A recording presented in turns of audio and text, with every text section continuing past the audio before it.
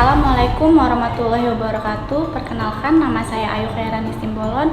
Saya merupakan mahasiswi dari Universitas Potensi Utama Medan dengan program studi hukum. Di sini saya akan menjelaskan mengenai penggeledahan dan penyitaan dalam hukum acara pidana. Pada pasal 32 KUHP, penggeledahan untuk kepentingan penyidikan, penyidik dapat melakukan penggeledahan rumah atau penggeledahan pakaian atau penggeledahan badan menurut tata cara yang ditentukan dalam undang-undang ini.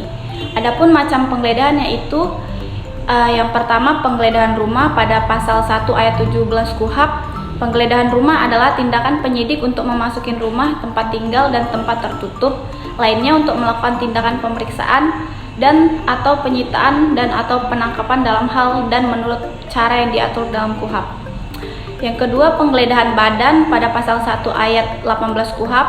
Penggeledahan badan adalah tindakan penyidik untuk mengadakan pemeriksaan badan dan atau pakaian tersangka untuk mencari benda yang diduga keras ada pada badannya atau di bawah serta untuk disita. Adapun tata cara penggeledahan, di dalam KUHP ada 3 tempat yang tidak diperkenankan untuk dimasukin oleh polisi, kecuali dalam hal tertangkap tangan. Tempat yang tidak boleh dimasukin penyidik untuk dilakukan penggeledahan yaitu: pertama, ruang di mana mereka berlangsung sidang Majelis Permusyawaratan Rakyat atau MPR, Dewan Perwakilan Rakyat atau DPR, atau Dewan Perwakilan Rakyat Daerah atau DPRD. Tempat di mana sedang berlangsung ibadah dan atau upacara keagamaan.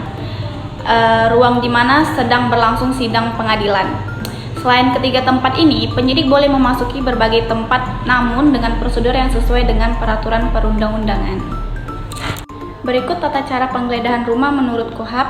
Pada pasal 33 KUHP, yang pertama, penyidik yang akan menggeledah rumah harus menunjukkan surat izin penggeledahan dari Ketua Pengadilan Negeri setempat. Yang kedua, penyidik juga menunjukkan surat perintah penggeledahan dan tanda pengenalnya. Ketiga, penggeledahan harus disaksikan 2 orang saksi. Yang keempat, jika tersangka atau penghuni menolak atau tidak hadir, penggeledahan harus disaksikan oleh kepala desa atau ketua lingkungan dan 2 orang saksi yang merupakan warga sekitar. Yang kelima, membuat berita acara dan turunannya disampaikan kepada pemilik atau penghuni rumah yang bersangkutan dalam waktu 2 hari setelah penggeledahan rumah. Selanjutnya, tata cara penggeledahan dalam keadaan mendesak.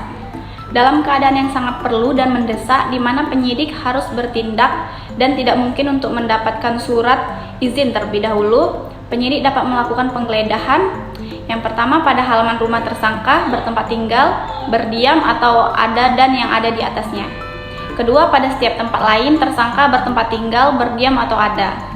Yang ketiga, di tempat tindak pidana dilakukan atau terdapat bekasnya. Yang keempat, di tempat penginapan dan tempat umum lainnya. Keadaan yang sangat perlu dan mendesak adalah situasi di mana dikhawatirkan tersangka melarikan diri, mengulangi tindak pidana, atau benda yang dapat disita dimusnahkan atau dipindahkan. Sementara surat izin dari Ketua Pengadilan Negeri tidak mungkin diperoleh dalam waktu yang singkat. Jadi dalam keadaan mendesak diperbolehkan untuk melakukan penggeledahan. Selanjutnya kita memasuki ke bagian penyitaan. Definisi dari penyitaan telah dirumuskan dalam pasal 1 angka 16 KUHP, yaitu penyitaan adalah serangkaian tindakan penyidik untuk mengambil alih dan atau menyimpan di bawah penguasaannya benda bergerak atau tidak bergerak, berwujud atau tidak berwujud untuk kepentingan pembuktian dalam penyidikan, penuntutan dan peradilan. Oleh karena penyitaan termasuk dalam salah satu upaya paksa dual midland yang dapat melanggar hak asasi manusia, maka sesuai ketentuan pasal 38 KUHP, penyitaan hanya dapat dilakukan oleh penyidik dengan izin dari Ketua Pengadilan Negeri setempat. Namun dalam keadaan mendesak, penyitaan tersebut dapat dilakukan penyidik terlebih dahulu dan kemudian setelah itu wajib dilaporkan oleh Ketua Pengadilan Negeri untuk memperoleh persetujuan. Nah, apa-apa aja sih yang dapat dikenakan penyitaan? Menurut pasal 39 KUHP, benda-benda yang dapat dikenakan penyitaan adalah: yang pertama, benda atau tagihan tersangka atau terdakwa yang seluruh atau sebagian diduga diperoleh dari tindak pidana atau sebagian hasil dari tindak pidana. Yang kedua, benda yang telah dipergunakan secara langsung untuk melakukan tindak pidana atau untuk mempersiapkannya. Yang ketiga, benda yang dipergunakan untuk menghalang-halangi penyelidikan tindak pidana. Yang keempat, benda yang khusus dibuat atau diperuntukkan melakukan tindak pidana. Yang kelima, benda lain yang mempunyai hubungan langsung dengan tindak pidana yang dilakukan. Nah, jadi berikut yang dapat dikenakan penyitaan. Nah, adapun proses penyitaan atau tahapan-tahapan dalam melakukan penyitaan, menurut pasal 38 hingga pasal 48 KUHP, proses penyitaan diatur sebagai berikut. Yang pertama, izin pengadilan. Penyitaan hanya dapat dilakukan setelah mendapatkan izin dari pengadilan. Dalam keadaan yang mendesak, penyidik dapat menyita terlebih dahulu barang bukti yang termasuk ke dalam benda bergerak dengan kewajiban melaporkan kepada ketua pengadilan setempat. Yang kedua, benda-benda yang dapat disita. Benda-benda yang dapat disita termasuk benda milik tersangka yang diduga diperoleh dari tindak pidana, benda yang digunakan untuk tindak pidana, benda yang digunakan untuk menghalang-halangi penyidikan, benda yang khusus ditujukan untuk tindak pidana, dan benda lain yang memiliki hubungan langsung dengan tindakan pidana yang telah dilakukan. Yang ketiga, penyitaan oleh penyidik. Penyidik berhak menyita benda yang patut diduga memiliki peran dalam tindak pidana yang dilakukan. Nah, lanjut ke proses penyitaan yang keempat, penyitaan surat atau paket. Jika paket atau surat ditujukan kepada tersangka, penyidik berhak untuk menyitanya dalam hal tersangka tertangkap tangan.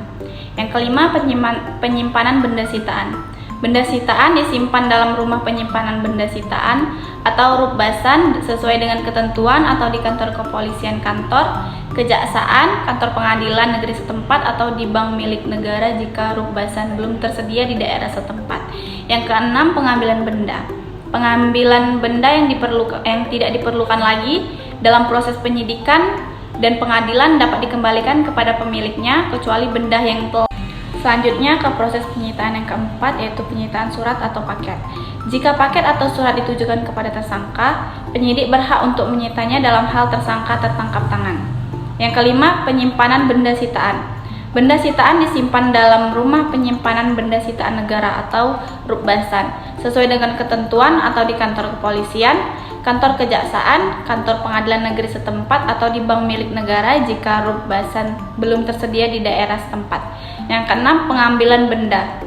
Benda yang tidak diperlukan lagi dalam proses penyidikan dan pengadilan dapat dikembalikan kepada pemiliknya, kecuali benda yang telah diperintahkan oleh negara melalui putusan hakim untuk dimusnahkan, dirampas oleh negara, atau dirusak hingga tidak digunakan lagi. Adapun mekanisme pengembalian benda sitaan, pada pasal 46 KUHP telah mengatur tentang mekanisme pengembalian benda sitaan, yaitu ayat 1, benda yang dikenakan penyitaan dikembalikan kepada orang atau kepada mereka dari siapa benda itu disita, atau kepada orang atau kepada mereka yang paling berhak apabila a. kepentingan penyidikan dan penuntutan tidak memerlukannya lagi, b. perkara tersebut tidak jadi dituntut karena tidak cukup bukti atau ternyata tidak merupakan tindak pidana, c. perkara tersebut dikesampingkan untuk kepentingan umum atau perkara tersebut ditutup demi hukum, kecuali apabila benda itu diperoleh dari suatu tindak pidana atau yang dipergunakan untuk melakukan suatu tindak pidana. Ayat 2 yang berbunyi, apabila perkara sudah diputus, maka benda yang dikenakan penyitaan dikembalikan kepada orang atau kepada mereka yang disebut dalam putusan tersebut, kecuali jika menurut putusan hakim benda itu dirampas untuk negara, untuk dimusnahkan atau untuk dirusakkan sampai tidak dapat dipergunakan lagi, atau jika benda tersebut masih diperlukan sebagai barang bukti dalam perkara lain. Sekian dan terima kasih, segitu dulu video pembahasan dari saya mengenai penggeledahan dan penyitaan. Jika ada salah kata, saya mohon maaf. Semoga video saya bermanfaat. Assalamualaikum warahmatullahi wabarakatuh.